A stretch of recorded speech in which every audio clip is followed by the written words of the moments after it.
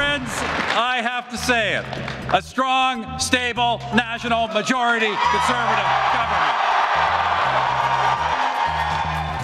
That was Stephen Harper when he won the election back in May 2011. But is he ready to quit politics? I'm reading this column. It was in yesterday's Sun Media newspapers by Warren Kinsella. Will Harper quit while he's ahead? You can also find it at liliespad.ca, but Warren Kinsella joins us now to talk about it. Warren, I have to say, I posted this on Facebook. The comments filled up unbelievably fast, but I did give you credit. I said, look, this is a sensible column by Warren and a friendly one. You're saying why Harper might resign, but it's not a Harper's going to resign because Justin's awesome and Harper sucks. It's not that kind of column, is it? No, and I don't know, and that's the fun part of this business we're in, is we get to speculate and have fun with it. But if you look at the tea leaves or the entrails or whatever you want to do, it does seem to point in the direction of a possible, perhaps, maybe departure of Prime Minister You've Harper. kind of couched your words there a little bit. Maybe, possible, perhaps. You're leaving yourself a Mack truck wide of wiggle room there. But let's go through the points, because they're interesting points. I don't know that I agree that he will leave, but they're interesting points. Let's take a look at point one. 10 years is a long time. That's pretty self-explanatory, but tell us what you mean. Well, I mean, everybody who sticks around generally longer than 10 years lives to regret it. 10 years seems to be that statutory limitation where the people start to get sick of your face. So, Harper knows that. He's a smart politician. And by 2015, he's coming up on 10 years. So maybe well, he won the election January 2006. The next election is October. So, yeah, we're talking 3 months short of a decade. Yeah, and so that's a long time. That's a hell of a record. That's a good stretch. That's McGuinty and Chrétien and all these different people left around the 10-year mark. And you want to leave on your own terms, not somebody else's terms. Okay, point number two, he could lose. This is the one that you'd like. He could lose. And why would he leave if he could lose? I mean, anybody could lose in an election anytime, right? One of his legacies, one of the ones I think he would be proudest of, is he brought the Liberal Party to the shadow of death, to the edge of the abyss. He did that. And I'm a Liberal and I don't like it, but he did do that. And now he's starting to see a resurgent Liberal Party moving up in the polls again. And it's not just a flash in the pan. It's been going on for months. And then Trudeau, whether Conservatives like him or not, he's the real deal, as Darrell Bricker says. So he does have some popularity. It's shining on the Liberal Party. And does Harper want to lose to that? I don't think so. I also think he would enjoy the fight. I think he would enjoy taking the fight to Trudeau and Mulcair, who he hasn't faced off against either of them yet. Point number three, the party's getting restless. And it is. You've got a guy resigning. You got backbenchers shooting off their mouths, and they're entitled to do that. It's just something we haven't seen under the tenure of Stephen Harper. One of the reasons why he achieved power is he gave them communications discipline. They used to be the gang that would fire in all directions.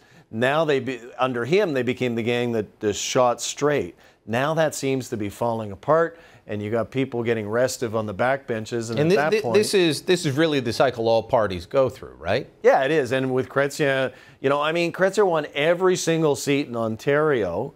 And that was the good news. The bad news is we won every seat in Ontario. You can't put all of them in cabinet. So right about now, some of these characters are realizing, I'm never going to be in cabinet. He meant it. And that's when they start to pop off and little mutinies on the Bounty take place. Now, you mentioned leadership shenanigans, and you mentioned Jason Kenney's running a leadership campaign and Peter MacKay getting restless. Do you really think Kenney's running a leadership campaign in the shadows? For sure, 100%. You can always tell by the size of their staffs. If they have a small army and they're preoccupied with what guys like you and I say, and we know that they are, then they're doing that usually because they have ambitions. But let me just say, in Kenney's defense or MacKay's defense, it's good to have ambition. It's good that they are ambitious and they want to have the top job. That's normal. That's what you expect of a prime minister. The thing that Harper needs to be focusing on is, how close are they getting in the rearview mirror, and are their preoccupations with their personal leadership ambitions affecting their ability to perform as ministers? Okay, Stephen Harper's not a wealthy man. I can attest to that. Spoke to somebody years ago. He said, guy probably never made more than 60, 70 grand before he got into politics. That would have been his top earning year. He obviously makes a lot more than that now, but you're saying he could make more money elsewhere. He absolutely can make more money elsewhere. Now, he's not a lawyer, so he can't just alight in a big corporate law firm and be a rainmaker in that traditional kind of model. But, you know, he can give speeches. The guy can pull down 30 or 40 grand a speech. He can be on corporate boards and do very well there, write his memoirs and reflect on, you know, the nature of human existence, all those things the former prime ministers do, and he can make a very tidy income. And as you point out, he's not young, or he's not old, so he's got lots of time to do this. The guy isn't even 60 years old yet. You know, he and his wife and his family own their house in Calgary, but to my knowledge, he doesn't own that much else. So he is perfectly entitled to say, I've got kids going into university. I got to provide for their future and the future of my wife and I. And he's entitled to do that. And he knows that if you wait too long, if you're in the job too long and you get too old, some of those big firms aren't going to look at you. Okay, everything starts to look the same.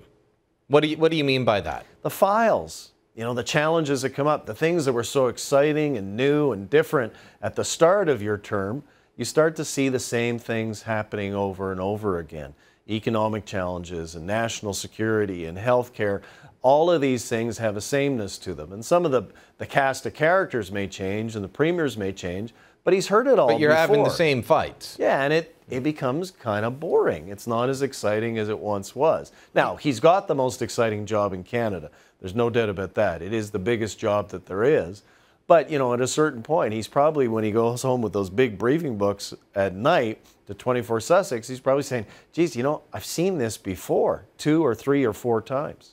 All right. Here's the one that's bothering me, and the one that I hope they deal with at the convention that was canceled for good reasons, obviously. Not for good reasons, but they did it for the right reasons due to the flood. And that's the Conservatives don't stand for anything anymore. I wouldn't go that far, but I will say they've lost their way, and that's problematic. Yeah, and you know, I'm hearing this from Conservative friends, and of course they never say so publicly, but you know, I do. Why? Yeah, well, they're saying why we came here to do certain things, and we're not doing those things. In fact, we're doing the opposite.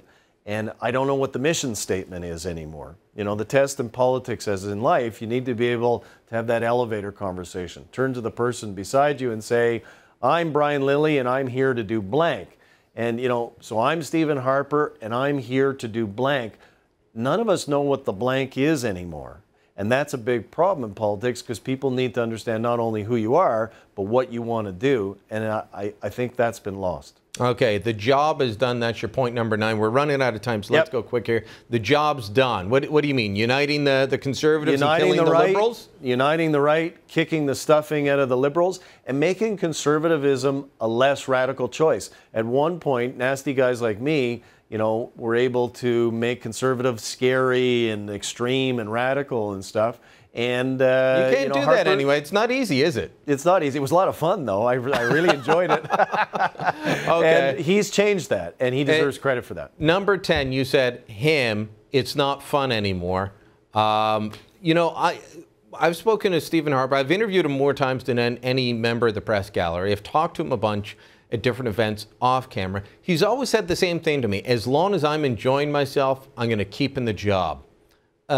I think he's still enjoying his job. You think differently. Why? No, he doesn't, it looks joyless to me. You know, I'm engaging in a bit of Kremlinology here, and I apologize for that, but he doesn't look like he's having as much fun as he once did. And, you know, at a certain point, you need to consider that and consider the implications of that and say, I want to go spend time with my wife and my kids. I want to go make some money. And I'm sick of, you know, all these problems that I've got. I want to move on to other things. And he's entitled to do that, and he may just do that. All right. Well, cabinet shuffle possibly tomorrow. We'll see. We're hearing all kinds of rumors of when it'll come, but possibly tomorrow. We'll see if he shuffles himself out of there as well. Warren, good talking to you as always. Thank you, sir.